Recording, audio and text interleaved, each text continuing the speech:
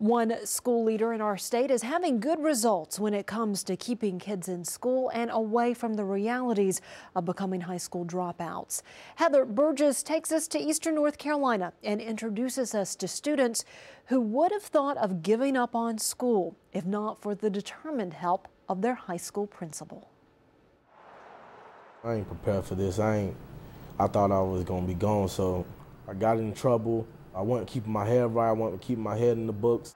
Man, I'm not gonna pass, man. This ain't me. I can already tell I'm gonna be another dropout. For Byron, high school hasn't always been a place where he wanted to be. He says when he walked through the doors his 9th grade year, he had an overwhelming feeling his family's history might repeat itself. On my pop side, like, you know what I'm saying, nobody walked across the stage. My pops told me, and told me, my brother, and my cousins, and all of us, you know what I'm saying, break the curse, you know what I'm saying, break the family curse. See yourself graduate and stuff, not doing the stuff that my parents used to do. For many students, graduation can seem out of reach. Statistics show 7 in 10 students in the U.S. actually finish high school. Because it's tough at some point. You just got to stick through it, and if you do what you got to do in the classroom, the majority of the teachers here bear with you. I remember you want to combine the like terms. Byron and Shaquan used to feel some of those same struggles, but personal connections made with their principal and teachers are making a big difference in their desire to stay in school. I don't agree with dropping out, so it's like it's not the right thing to do, but I mean, and if you got a principal like Mr. Finn, you shouldn't even have to think about that because he's going to make sure you get out of here. It's Todd Finn's first year as principal at New Hanover High School in Wilmington.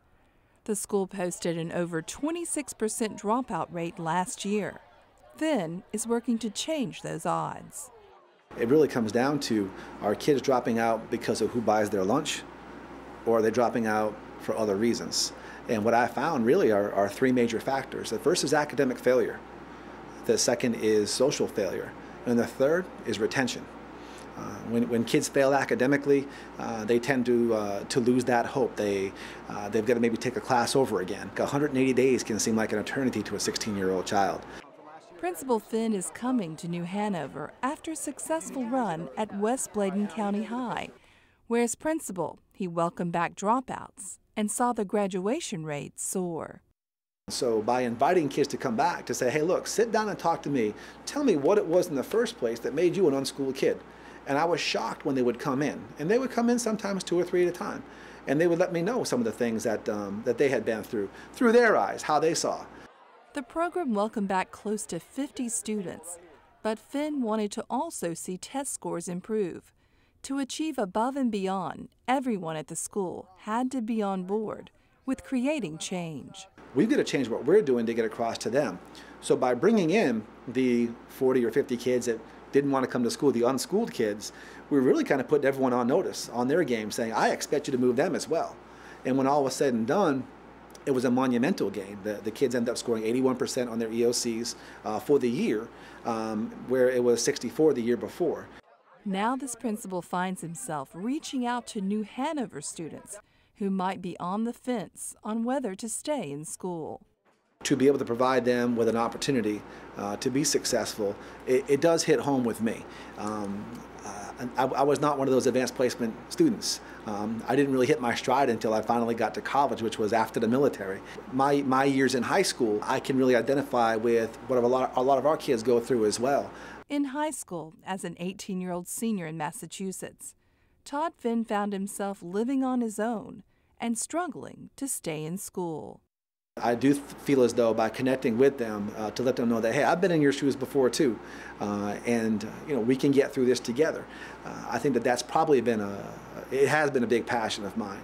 And when the students know, obviously when they know that you care, they tend to produce more for you. Students say knowing their principal cares and wants to work with them makes a difference every day. When I talked to Mr. Finn, when he put me in his office that day when I was walking in the hallway, I thought I was getting in trouble or something, but it's actually good. He told me good news that he gonna help me out. That day right there when he gave me that help, it encouraged me. So encouraged me to do better, so that make sure I keep my grades up, make sure I do good in school, do what I gotta do, make myself better so I can graduate. I kind of feel like I'm at home when I come to school, sort of. And I'm staying out of trouble here, so I like it. As long as I come to class and do what I gotta do, it's gonna pay off in the long run, which it will. So I just do what I gotta do every day. I feel good about myself because I believe I'm gonna make it when I walk across that stage. And I'm hoping to make it and, you know what I'm saying, go to college, get my degree. And going across that stage, Mr. Finn, he really working with me and I appreciate him for that. I'm so thankful for that. You just always got to have somebody in your corner telling you that you can do it. You know, don't give up. He comes to talk to me every day to make sure I'm on track. He's gonna make sure I'm out of here. Yeah.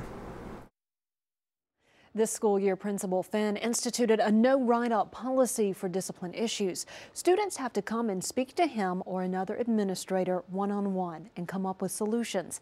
To date, school suspensions are down 68%.